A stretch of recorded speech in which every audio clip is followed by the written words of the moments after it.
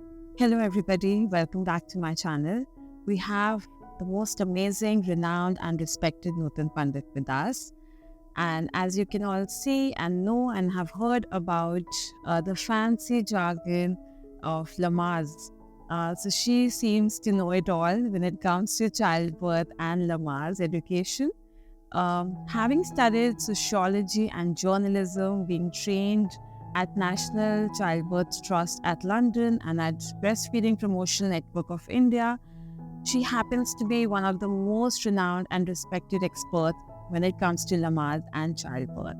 So, new moms or expecting moms, if you happen to stay anywhere close by in Delhi and NCR, you know where to head. She has this beautiful, quaint clinic in the alleys of Defense Colony, and I'll add the address in the description box. So, how are you doing, Nutan, ma'am? Very fine, thank you. I hope you have been doing amazing classes. You have been doing hybrid classes, both online and offline. What has been your experience like? Your professional experience dealing with a myriad of new mothers and expecting mothers? Since it's been 4 decades since I've been teaching, I find a change in the mothers. So earlier the mothers were very shy, and we had a leg massage I used to teach, and they would be horrified that their husband was massaging. Then you can't touch my feet, right? And now if I teach it, I don't teach that much anymore, but when I teach it, and the moms just stick their leg out and tell the dad, come on, get on with it. There's a change definitely in women. They are more confident with them by being themselves. So can you just tell us a little bit about your journey and how did you happen to become a lactation expert and a consultant, a Lamaze educator? So my journey began without any planning. It was just that I had easy deliveries and I had easy breastfeeding journey. And then I did my courses. And I remember when I did my breastfeeding course, it was called Human Lactation. And I said, human lactation, that sounds so unlike breastfeeding. But yes, I got most of my qualification after my personal experience. Yeah. And I remember when my aunt, when I was pregnant, she told me to prepare my breasts for feeding in a particular way. And before her, our neighbor in Bombay, I grew up in Bombay, and we had a neighbor, Mrs. Nimkar, who taught my aunt how to prepare her breasts for feeding. And I taught my niece how to prepare her breasts for feeding. And we all had easy breastfeeding journeys. And that is how I started. And I do feel that the breast preparation we were taught goes a long way in successful breastfeeding. Because these days there is a trend in not preparing the breast for feeding. But I do think that's an important part of successful breastfeeding. So how do you prepare the breast for breastfeeding? There are certain exercises you do after the 6th month on the breast to sort of toughen the nipples. Okay. They are mentioned in this book of mine, which I have here with me. It's about basically, what should I say? If this is the breast, I'm just going to show you a breast model. Yeah. So what the mother needs to do is take a towel and clean the tip of the nipple. And then she's got to draw the nipple in and out 50 times. Okay. And then press where the normal skin and the dark skin meet all around. Okay. So this prepares the breast for breastfeeding. And then she's supposed to put a very thin film of oil on the nipple and areola. Okay. Which she's supposed to continue to do in breastfeeding. Got it. And I had no issues with breastfeeding and did not have a single day of sore nipples or nothing. Wow. Yeah. So you mean 6 months during pregnancy? Yeah. After the 6th month of pregnancy, the mother can start preparing her breast. So mostly during the 3rd trimester. Yes. The expecting mothers can, follow these guidelines in order to, let down and have a proper milk supply. Well, to toughen maybe the to toughen it. nipples, because the baby is going to feed every 2 hours Yes. for maybe 30 minutes. I don't know. 40 minutes, 20 minutes. Yeah. So it's always different, right? Yeah. And so it's not very sudden then for the breast that it happens. And I think that goes a long way in making it comfortable. So how do you define your role as a lactation consultant, and what do you think it really entails? So one is, of course, during my preparations for pregnancy and childbirth, I prepare them for breastfeeding. I teach them how to latch the baby, how to hold the baby, apart from preparing the breast for breastfeeding, and also how to know when the baby is hungry. Yeah. So some mothers think that only when the baby cries should they feed the baby milk, but actually before crying, the baby gives you many signals that it is hungry, but we miss them sometimes. And say the baby would be a little wakeful, would stretch and make sounds, and that means the baby is hungry. So we should feed them then, not when they cry.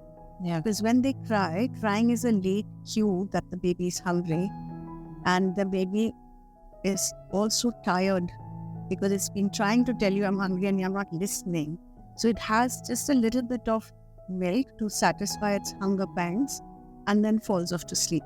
About half an hour later, it wakes up, it's rested, it's not got a hunger pang, but it's hungry. Yeah. Gets up for a proper feed, and the mother says, I just fed my baby half an hour ago. I think my milk is not enough.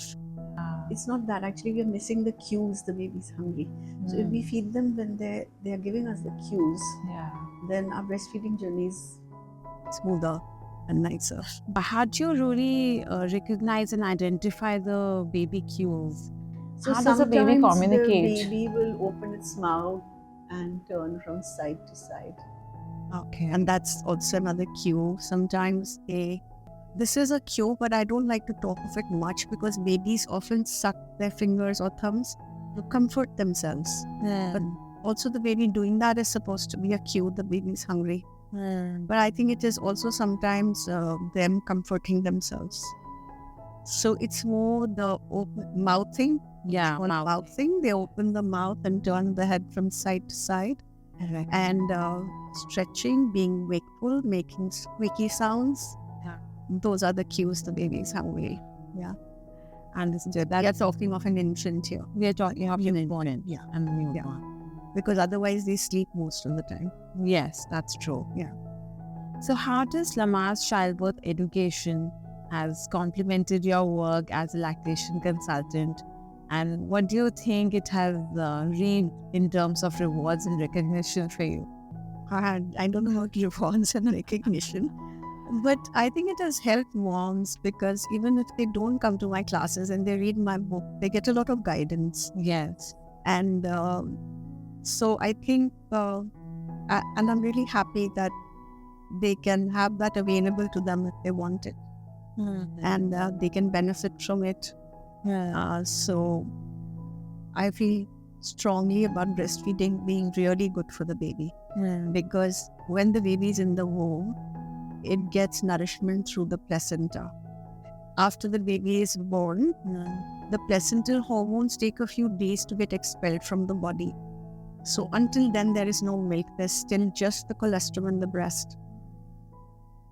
When those hormones are out of the baby's body, the body says, oh my God, where's the placenta? Let's send the nourishment to the breast as milk. So if a mother has had a premature baby, the milk will be right for a premature baby.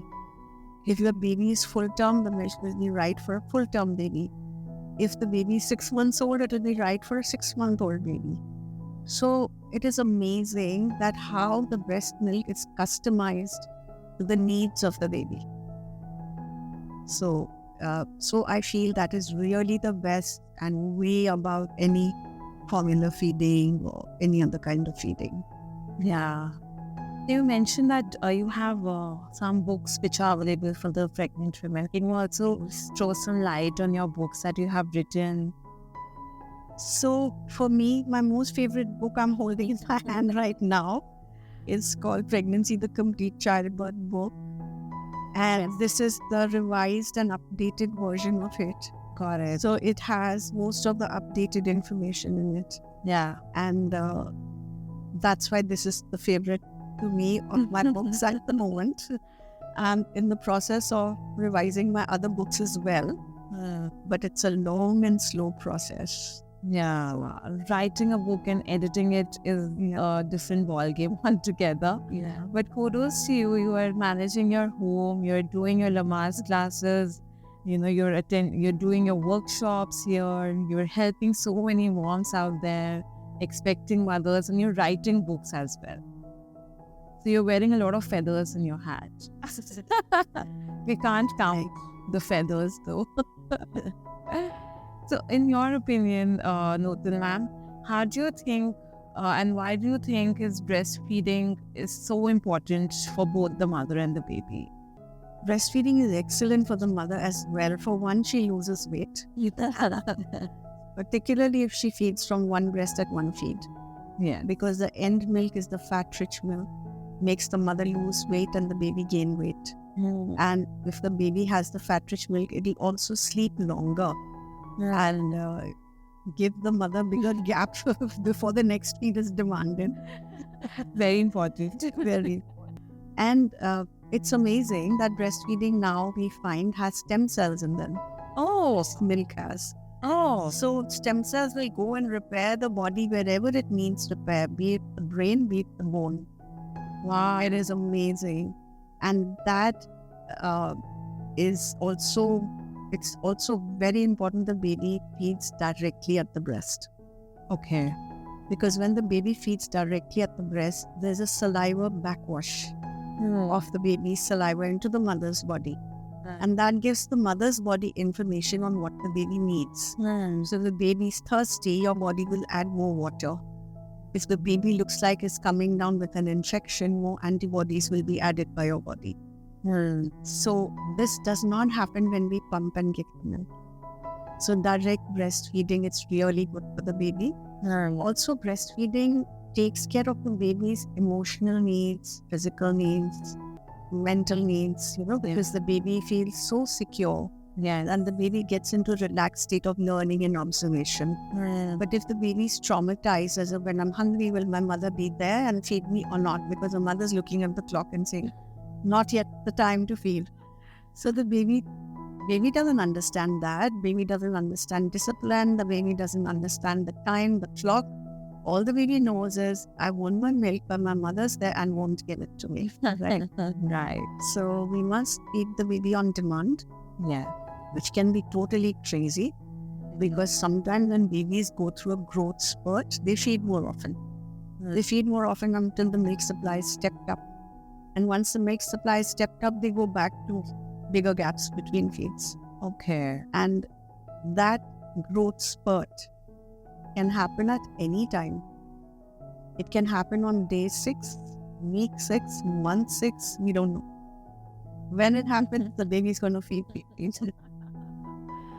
So feeding on demand is important. Yeah, feeding on demand is important, and it's the most natural elixir which is available for a baby. Yes. That also acts as a most beneficial element for even the mother, not just to lose weight, but also to. So the mother also has less occurrence of cancer, ovarian cancers, of osteoporosis, of anemia. Wow. Yeah, so it benefits the mother apart from the losing weight and involuting the uterus to its normal size.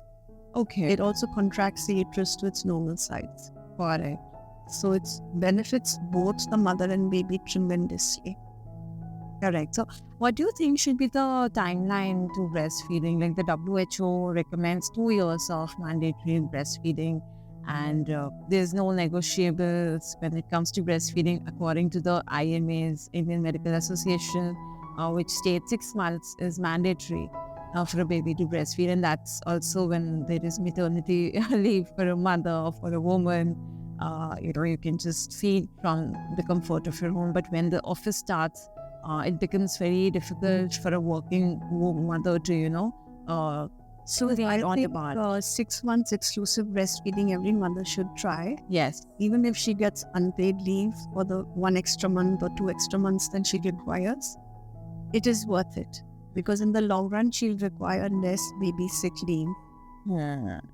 And when she is going to rejoin work, suppose her work timings are, she's going to leave the house at 9 and come back at 6.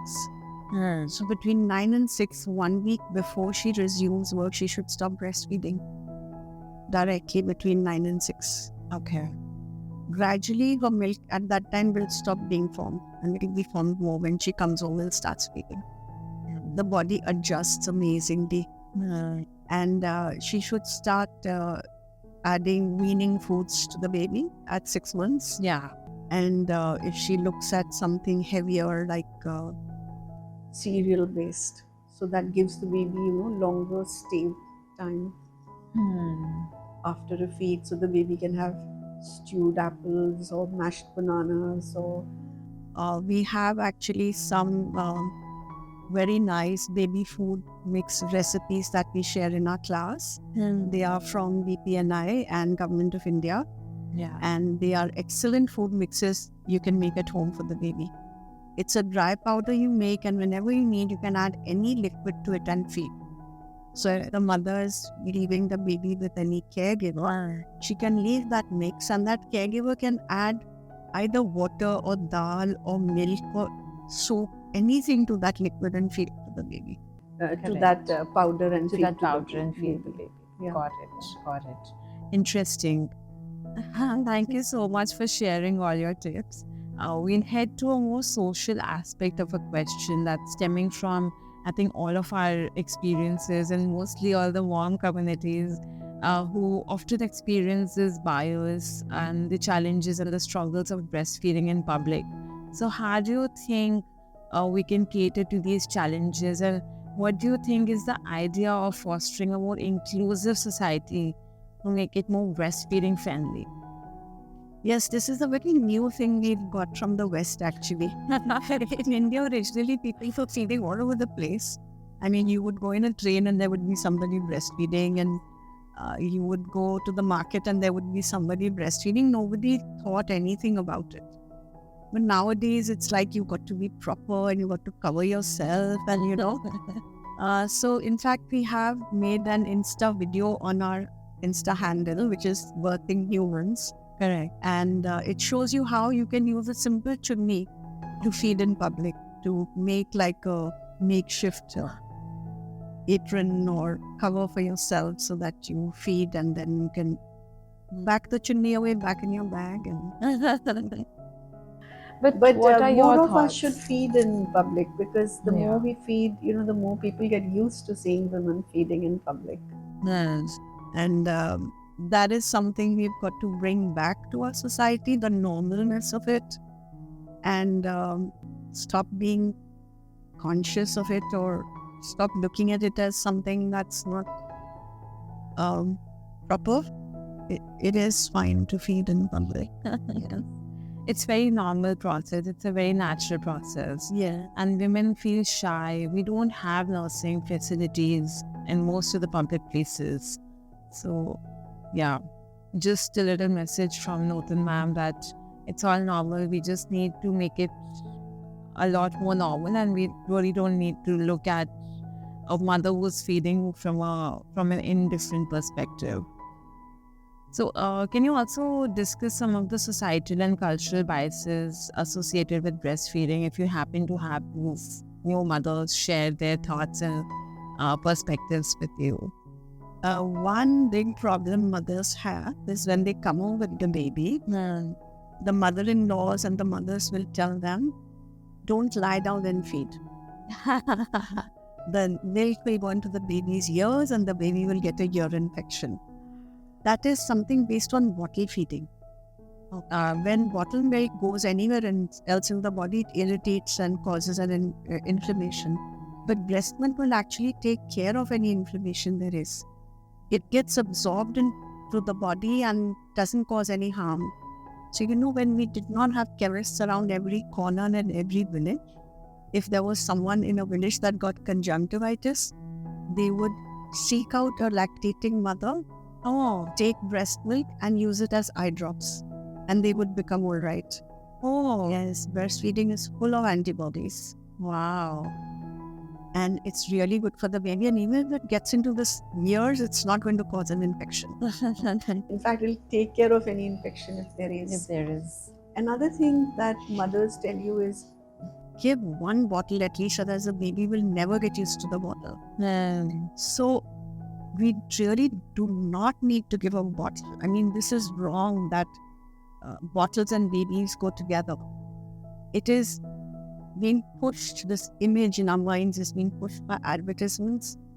It is something like earlier the advertisements used to say that smoking means a man is very manly, and he's very macho and very smart and whatever. And but actually there is no connection between being smart or macho and smoking a cigarette. Correct. It actually harms the person smoking. Absolutely. In the same way, a baby can be without a bottle. The bottle actually harms the baby. It can give the baby diarrhea, it can give the baby constipation, it can give the baby infection, it can cause nipple confusion because the way the baby sucks at the nipple, I mean, there are many bottles that say they imitate the mother's breast and that's the best bottle to buy and stuff like that. But the best thing is the direct feeding at the breast. That's the best. That's one thing I would request all mothers and mother-in-laws don't insist on it for the young mothers, because they are doing the best by feeding directly at the breast. Another thing that happens, I find it happens a lot in corporate hospitals, is that they don't tell the mothers in breastfeeding in prenatal classes, I think, anymore, that colostrum is there for the first 4 or 5 days of after the birth of the baby. All they say is, oh, you're not making milk. And that totally demotivates the mother and makes her feel she has failed, her body has failed her in something that the body should be doing. But it's perfectly natural to have no milk in the first few days. There is colostrum in the breast. Colostrum is adequate for the baby. It is very high in fat, very high in protein. So it gives the baby a full feeling. And the baby doesn't require much else. And the baby's stomach capacity is just half a teaspoon in the first 2 days. And that much colostrum the baby gets when it suckles, and it's adequate. But, we are so used to measuring things and weighing things. So they stay on the second night. Mostly I find the babies get given a bottle of 30 ml of milk when the baby's stomach capacity is only half. 25 ml. Only 5. Yeah. And the baby's stomach is elastic. It will expand and cause obese children.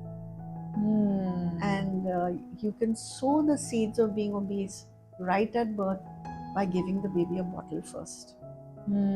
So mothers, grandmothers desist from encouraging the bottle to be given and saying, "Iska doodh hi nahi aaya." Oh, to kisi ka nahi aaya. Then nobody gets milk initially. And that's fine. And that's perfect. What is there is perfect. And we have to just start trusting more and stop measuring and thinking we control everything. Correct. I think we have got some really beautiful insights which are articulated so well by Notal ma'am. I think we can totally borrow all of these as key life lessons. And it's not just for the new mothers or expecting mothers, but it's also for your own biological mothers and your mother-in-laws and husbands. It's supposed to be the key support system for you and the ecosystem that you can fall back upon, especially during the postpartum period or the 4th trimester, which we call. So any final thoughts or any lasting tips that you would like to share with the expecting mothers or new mothers who are in their 4th trimester? I think for mothers to breastfeed successfully, they need support of the family. The family needs to take away responsibilities of cooking and laundry and everything else from the mother. She should just concentrate on feeding. She needs to be relaxed, because if the mother's not relaxed, she will not be able to release oxytocin hormone, which is a hormone that's required for breastfeeding. So she can have milk, but if she doesn't have oxytocin, she will not release the milk from her breast. Oxytocin is like the tap that opens and lets the milk out. So it only happens when the mother's relaxed. So we really need to pamper a mother who's breastfeeding. She's doing a great job. I mean, greater than any highest high-paying job. She is creating a wonderful foundation of good health, emotional and physical for her baby, and mental, and that is invaluable. Right? She's doing a great job. We need to support her in doing that. Make sure she has lots of fluids. Can be water, soup. Doesn't have to be lots of milk. You don't have to have lots of milk to make milk. So lots of this. Yeah, we have a myth busted here. Yeah, so support a mom. Support a mom as much as you can. Yeah. And never tell her your milk isn't enough. Yeah, sometimes I get reports of these chapas also demotivating mothers and saying, "Tumhara doodh nahi aa raha. Mama ke paas baby rota hai. Mama ke paas baby rota hai." Yeah. Stuff like that is so upsetting to the mother. You don't need any negativity around you. And we just need to pamper a mom, encourage her. And if you feel the milk, you're worried about the quantity of the milk or the quality. If the baby's passing urine 6 times in 24 hours, the baby's getting enough milk. Yeah. And we just need to support the mom. Yeah. So all the mothers, all the new mothers and expecting moms who are worried about whether they will have enough breast milk produced, don't worry, you are doing enough. You need to give a pat on your back every time you get a negative reinforcement. So always try to manifest the beautiful things, the amazing things that are happening in your body. And like Nutan ma'am has amazingly said, and has always, tried to motivate all the new mothers. I think it's important for all of us to drink a lot of water or to take a lot of fluids. It doesn't have to be just milk all the time. And eat well also. And eat well, have a balanced diet, which is the key to producing a nourished milk, right? Have nuts and dry fruits and panjiris and laddus. So I think you can all make a note of it. But we have panjiris and laddus. Yeah. Have them when you're going to be active. Don't have them at night as dessert and go to sleep. You gain a lot of weight. But have them when you're going to be feeding the baby. You're awake and feeding the baby in the middle of the night and you're hungry. You can't go to the kitchen. You will end up eating a biscuit or a namkeen. Yeah. It's better to have panjiri, which has more nourishing ingredients in it, like dry fruits and ghee and Atta, makhanas, kamarkas and gold, which is supposed to glue your bones back. Thank you so much, Nutan ma'am, for sharing all the invaluable lessons for us. I think it has been a very enlightening session for all of us, and it has given us a hope that all the new mothers and expecting mothers can truly have a fulfilling breastfeeding journey without having to worry about whether I'll produce enough milk or how do I produce better milk or better quality of milk, or what should I do if I get sick, or what should I do if my leaves are getting over, my maternity is getting over. Please don't worry. I think you should just stay focused on your baby to produce enough oxytocin, a hormone that's very important and vital to produce better milk for your babies. Again, thanking Nutan ma'am for her time, and stay tuned with us as I'll share some invaluable life lessons in a short video. Thank you so much.